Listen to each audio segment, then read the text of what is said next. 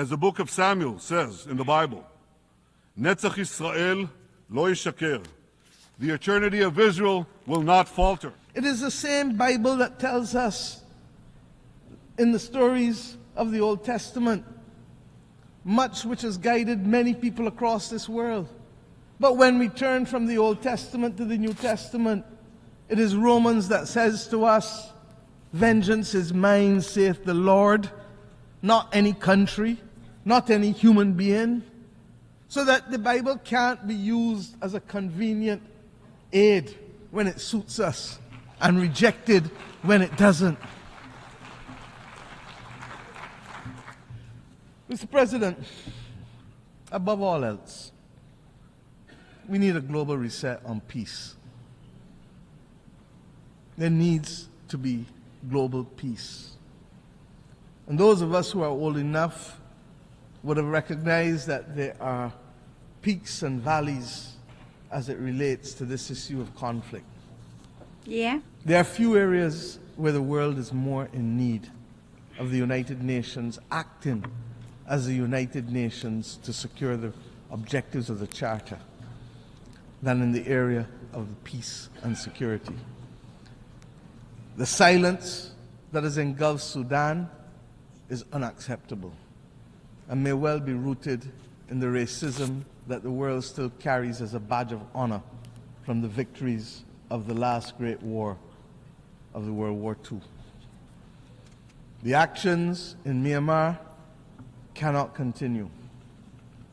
Ukraine has sucked more oxygen out of the global community and the global financial system than any of us can appropriately accept at that very time when the world needs to be applying its resources and efforts to fight in the greatest crisis known to mankind.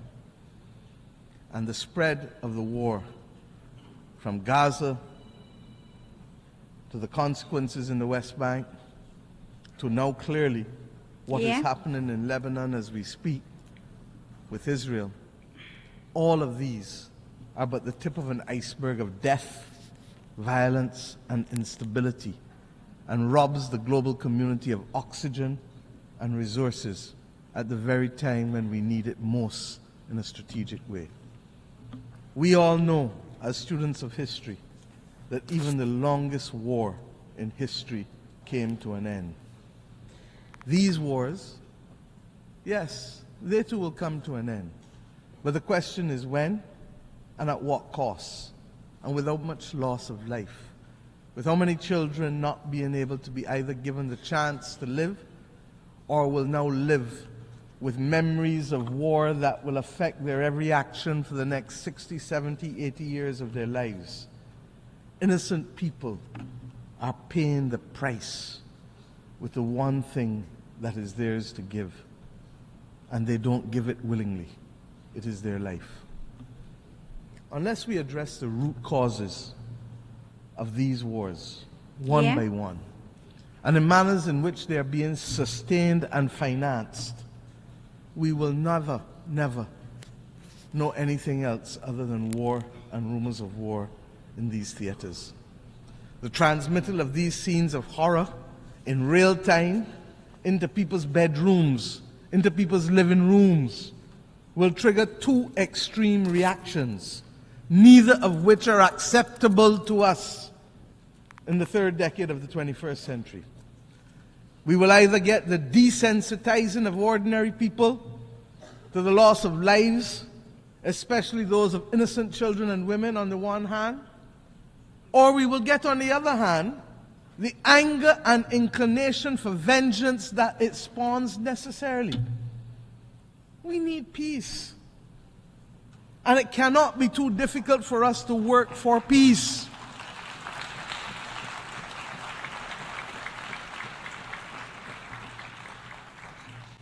It is the same Bible that tells us in the stories of the Old Testament, much which has guided many people across this world.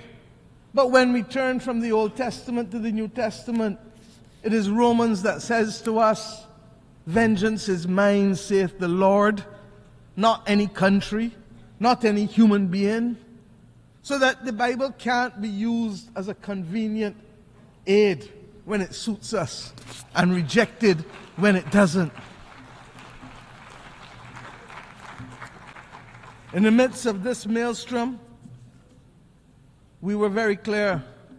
My country took the step this year of recognizing and establishing diplomatic relations with the state of Palestine, in spite of having supported a two-state solution since 1969.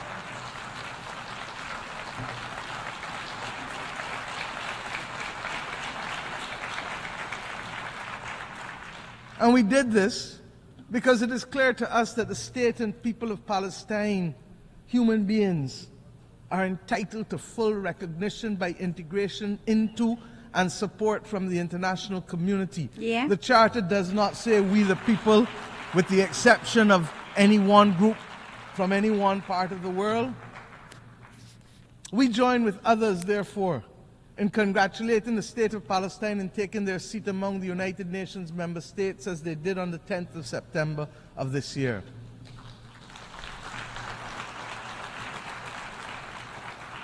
And let me be clear, we condemn the actions of Hamas on October 7th.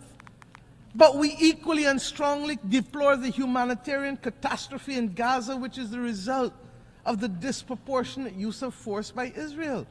There is no justification for it. And that is why treaties exist governing the rules of engagement for war. Because we as human beings learnt better and know better and committed to better. A two-state solution, no matter how elusive it may appear to be now, is the only answer. And I've said already this week that we have known difficult battles in mankind's history. But when we were in it, we didn't think we could achieve it. But we did. We abolished slavery. We removed apartheid in South Africa. These battles are not beyond our creativity, our capacity, and our resilience to resolve them. Similarly, we insist that the killing in Ukraine really has to stop. The people of Ukraine must be allowed to live within the internationally recognized boundaries of their state in peace and freedom from the threat of use or force. And as I said, it is sucking too much oxygen out of the global financial system, and countries that should be the beneficiary of aid are being told that they may have to wait in the interest of the defense of others because of war. I say to us truly, there has to be a singular commitment to build a peace. Truly. Mr. President, my own region has not escaped the scourge of instability and violence. The Americas do not constitute today a theater of war. But we are today witnessing, for some years now, an unprecedented escalation in the number and caliber of assault weapons which are finding themselves in the hands of criminals who are wreaking havoc on the legal systems and our societies, particularly in the small island developing states of the Caribbean and indeed in the wider states of Central and Latin America. This scourge caused by guns manufactured in the United States of America primarily also requires a fundamental reset. The right of persons to bear arms in countries not engaged in military conflict should not be an opening to accept as legitimate the presence of assault weapons in countries. It is simply not right. There is no place for assault weapons in our societies.